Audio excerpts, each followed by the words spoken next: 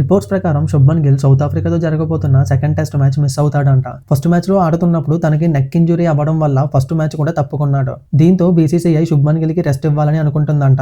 అంతేకాకుండా శుభ్మన్ గిల్ సౌత్ ఆఫ్రికాతో జరగబోయే ODI matches కి కూడా అవైలబుల్ గా ఉండడం లేదంట.